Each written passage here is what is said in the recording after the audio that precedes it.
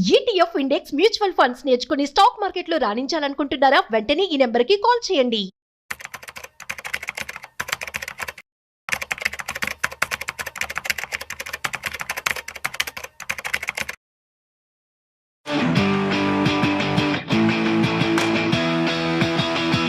Hi hello నమస్తే welcome to business bus with Raju Pasupuleti on Suman TV. So guys, ₹1,00,000 కనుక మీ దగ్గర ఉన్నాయనుకోండి, ₹1,00,000 మ్యూచువల్ ఫండ్స్లో పెట్టుబడి పెట్టి దాన్ని 10 లక్షలుగా చేయడం ఎలా, అసలు మ్యూచువల్ ఫండ్స్లో కాపర్స్ పెంచుకోవడం ఎలా, ఈ విషయాలన్నీ కూడా ఇవాళ మనతో చెప్పడానికి ఇవాళ మనతో mutual funds distributor Ramesh Pasupuleti గారు ఉన్నారు. సో వారి మాటల్లో మరింత సమాచారం అడిగి తెలుసుకుందాం. హాయ్ సార్, నమస్తే. నమస్తే. ఎలా ఉన్నారు? Fine. Yeah, so fine sir. ఇప్పుడు మనం చూసినట్లయితే ₹1,00,000 పెట్టుబడితో మ్యూచువల్ ఫండ్స్లో కార్పస్ని ఎలా పెంచుకోవాలి? డెఫినెట్గా ఎవరైతే సపోజ్ మన దగ్గర ₹1,00,000 ఉన్నాయి, చిల్డ్రన్ పుట్టారు, సో ఇమీడియట్ గా వాళ్ళకి 20 years తర్వాత మనకు అమౌంట్ కావాలి. అవును. సో ఇప్పుడు ఒక 1 lakh ఉంది. సో 1 lakh ఇప్పుడు ఇన్వెస్ట్ చేసేసుకుంటే మ్యూచువల్ ఫండ్ లో మంచి ఫ్లెక్సీ క్యాప్ ఫండ్స్ లో కానీ మల్టీ క్యాప్ ఫండ్స్ లో ఈ రెండిట్లో కొద్దిగా చూస్ చేసుకొని, లేదంటే కొద్దిగా లాంగ్ టర్మ్ కాబట్టి మిడ్ స్మాల్ లో కూడా కొద్దిగా ఇన్వెస్ట్ చేసుకోవచ్చు. చేస్తే ఏమవుతుందంటే 20 years పాటు సో ఈ ఫండ్స్ రన్ అవుతుంటాయి. మనకి 12% మ్యూచువల్ ఫండ్ లో రిటర్న్ ఎక్స్పెక్ట్ చేసిన మినిమం మనం 12% రిటర్న్ ఎక్స్పెక్ట్ చేయొచ్చు 20 years టైం కాబట్టి.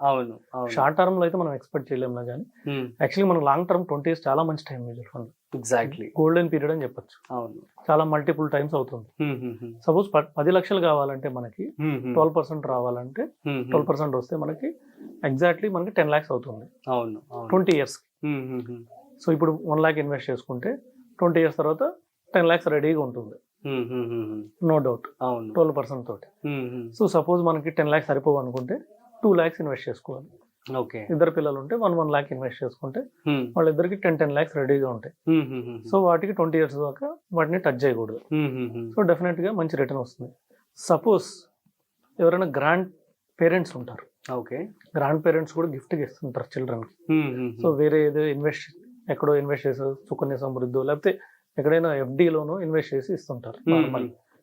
సో వాటికన్నా కూడా రిటర్న్స్ ఎక్కువ ఉంటాయి. వాటికన్నా డెఫినెట్ గా సపోజ్ మ్యూచువల్ ఫండ్ లో ఇన్వెస్ట్ చేసి గ్రాండ్ చిల్డ్రన్ ఏంటంటే 20 years వచ్చే వరకు కాకుండా 30 years వచ్చే వరకు ఇస్తే ఇంకా బెటర్.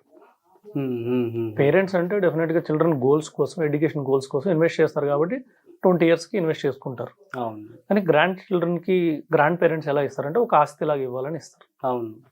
వాళ్ళకి 10 lakhs ఇస్తే 20 years తర్వాత పెద్ద ఉపయోగం లేదు, ఎందుకంటే వాళ్ళు ఒక ఆస్తి ఇవ్వాలి, వాళ్ళ గోల్స్ కోసం కాదు. సో అందుకోసం అని చెప్పేసి నెక్స్ట్ కొంచెం ఎక్స్టెండ్ చేసుకొని 30 years వరకు పెట్టుకుంటే ఇంకా చాలా బెటర్. 20 years బదులు. ఎందుకంటే నేను 30 years ఇన్సూరెన్స్ పాలసీస్ చాలా చూశాను, 30 years పాలసీస్ కూడా చూశాను. అంటే గ్రాండ్ పేరెంట్స్ చిల్డ్రన్ మీద చేసిన 30 years పాలసీస్ చాలా చూశాను నేను. సో అలా చాలా మనం 30 years FDలు చూస్తుంటాం, లేదా 30 years ఇన్వెస్ట్మెంట్ చాలా చూస్తుంటాం.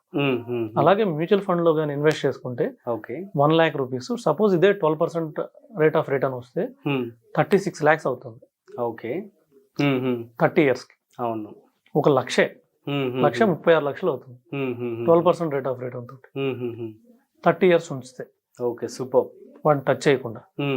సపోజ్ కొన్ని ఫండ్స్ ఉన్నాయి రిస్క్ లేని ఫండ్స్. సపోజ్ లాస్ట్ 30 years నుంచి కూడా మార్కెట్ లో కొన్ని ఫండ్స్ ఉన్నాయి. మ్యూచువల్ ఫండ్ స్టార్ట్ అయింది 1993 ఆ టైంలో స్టార్ట్ అయింది, అంటే 32 years అయిపోయింది. కాబట్టి అప్పట్లో కొన్ని ఫండ్స్ చూసుకుంటే, కొన్ని ఫండ్స్ హిస్టరీ చూసుకుంటే కొన్ని ఫండ్స్ ఉన్నాయి డెఫినెట్ గా అవైలబుల్ దొరుకుతాయి మనకు గూగుల్లో. 30 years ఫండ్ చూస్తే చాలా ఫండ్స్ 20% అబౌవ్ ఇచ్చాయి. గ్రేట్. ఇప్పటి వరకు కూడా సిన్స్ ఇన్సెప్షన్ పెద్ద పెద్ద కంపెనీస్ అన్ని. సో వాటి ఫ్లెక్సీ క్యాప్ ఫండ్స్ కానీ, గ్రోత్ ఫండ్స్ కానివ్వండి, ఈక్విటీ ఫండ్స్ కానివ్వండి, large and mid cap funds కానీ లాస్ట్ 30 years యావరేజ్ చూసుకున్నా కూడా మినిమం 17 ఉన్నాయి కొన్ని. సరే, మనకి అంత రిటర్న్ కూడా ఎక్స్పెక్ట్ చేయొద్దు. 12% వచ్చినా కూడా మనకి 35-36 lakhs వస్తుంది.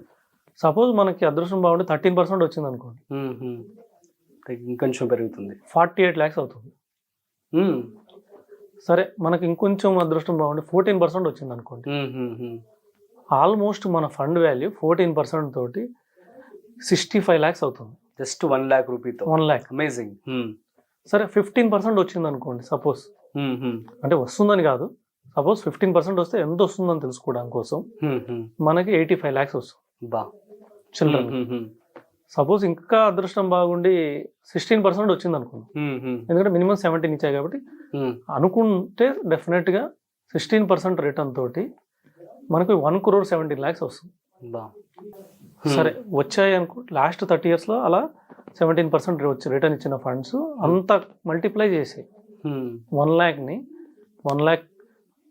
1 crore ఆల్మోస్ట్ 20 lakhs వరకు మల్టిప్లై చేసి గ్రేట్ కదా. చాలా ఫండ్స్. సో ఫ్యూచర్ లో మనకి 12% రేట్ ఆఫ్ రిటర్న్ చేసుకున్నా కూడా 35-36 lakhs వచ్చేస్తాయి మనకి.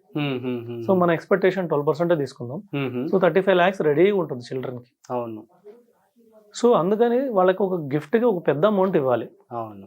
ఫ్యూచర్ లో ఏమవుతుందంటే ఇన్ఫ్లేషన్ కూడా తగ్గిపోతుంది. అవునా? పెరగదంటారా? పెరగదు. ఇప్పుడు 30 ఏళ్ల క్రితం చూద్దాం.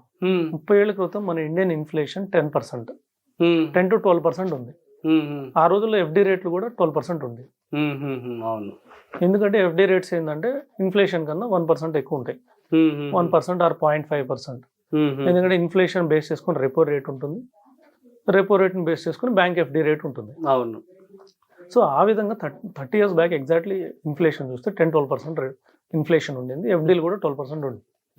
అందుకని అప్పుడు ఎఫ్డీలో ఇన్వెస్ట్ చేసేవాళ్ళు, ఎందుకంటే 12% వచ్చేది ఎఫ్డి. అవును. కానీ గ్రాడ్యువల్ గా డిక్రీజ్ అవుతా ఇప్పుడు ఎంతకు వచ్చిందంటే 6కి వచ్చేసింది. ఎందుకు 6కి వచ్చిందంటే ఇన్ఫ్లేషన్ తగ్గిపోయింది. సో లాస్ట్ క్వార్టర్ మన ఇండియన్ ఇన్ఫ్లేషన్ చూస్తే ఓన్లీ 3.25%. అవును. ఓన్లీ 3.25%. ఇప్పుడు ఏం చేస్తుంది, రెపో రేట్ తగ్గుతా వచ్చింది. లాస్ట్ 2 times తగ్గింది, తగ్గించారు, మళ్ళీ ఇప్పుడు తగ్గించబోతున్నారు. లాస్ట్ 2 times తగ్గింది, ఇప్పుడు తగ్గిస్తున్నారు.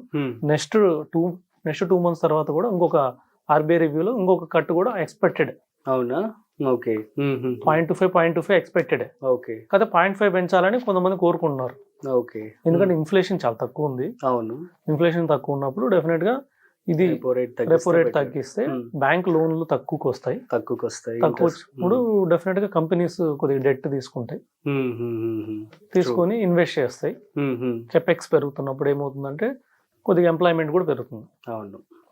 క్యాపిటల్ ఇన్వెస్ట్ చేసినప్పుడు so return on capital invested అంటే ఏదైతే ఎంప్లాయ్మెంట్ ఉందో డెఫినెట్ గా అవి కూడా పెరుగుతాయి.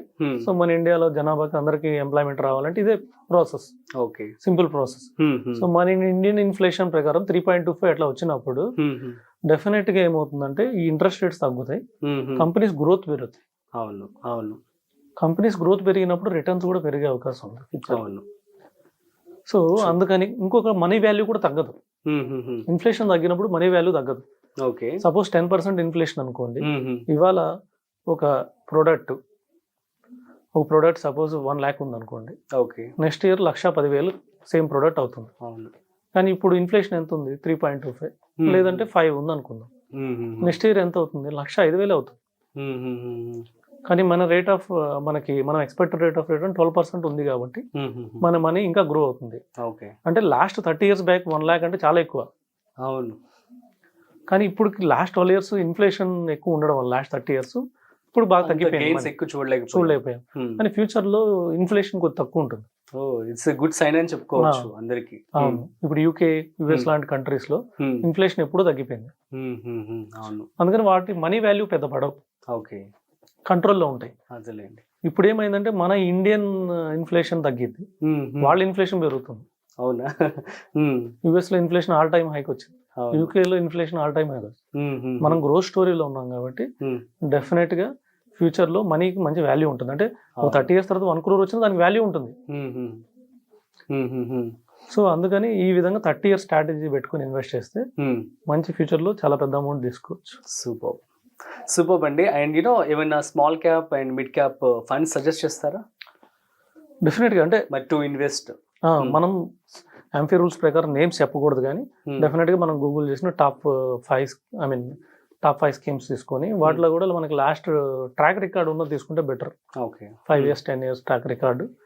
అలాగే సో కన్సిస్టెన్సీ లాస్ట్ 10 years గా కన్సిస్టెన్సీగా ఏ ఫండ్ ఉంది వాటిలో కొంచెం ఎవరైనా చెక్ చేసుకోగలిగితే షేర్స్ ఏమున్నాయి పోర్ట్ఫోలియోలో, షేర్స్ ఏమున్నాయి. కొంతమంది స్మాల్ క్యాప్ పేరు పెడతారు కానీ షేర్స్ వచ్చేసి మొత్తం లార్జ్ క్యాప్ లో ఉంటాయి. లార్జ్ అండ్ మిడ్ లో ఎక్కువ ఉంటాయి. వాటిలో స్మాల్ క్యాప్ కి వచ్చినంత రిటర్న్ రాదు. సో స్మాల్ క్యాప్ లో కొద్దిగా స్మాల్ క్యాప్ షేర్స్ ఎక్కువ ఉంటాయి, వాటికి ఎక్కువ లాంగ్ టర్మ్ లో ఎక్కువ రిటర్న్ వచ్చే అవకాశం ఉంది. సో ఎందుకంటే షార్ట్ టర్మ్ లో వాలటాలిటీ ఎక్కువ ఉంటుంది కానీ లాంగ్ టర్మ్ లో స్మాల్ క్యాప్స్ ఎక్కువ రిటర్న్ ఇస్తాయి. ట్రూ. ఈ విధంగా ఫండ్స్ సెలెక్ట్ చేసుకుని లాంగ్ టర్మ్ కి ఇన్వెస్ట్ చేయొచ్చు. అంటే స్మాలే మీరు సజెస్ట్ చేస్తారు, మిడ్ లాంగ్ టర్మ్ అయితే small and mid both. Okay fine then. మనం ఇలా ఫైండ్ అవుట్ చేయలేకపోతే multi cap or flexi cap. Okay fine then. Best. Super sir, thank you so much. So guys అర్థమైంది కదా. సో కేవలం ₹1,00,000తో మీరు ఈ విధంగా డబ్బుల్ని పెంచుకోవచ్చు, కోట్ల రూపాయల వరకు మీరు చేసుకోవచ్చు అనమాట. సో మీ అందరికి అర్థమైందని చెప్పి అనుకుంటున్నాను. సో ఏమైనా డౌట్స్ ఉంటే కామెంట్ చేయండి, మేము మీకు రిప్లై ఇస్తాము. అట్ ది సేమ్ టైం మరొక స్పెషల్ కాంటెంట్తో మళ్ళీ కలుద్దాం. అంతవరకు చూస్తూనే ఉండండి Suman TV. This is Rajiv signing of.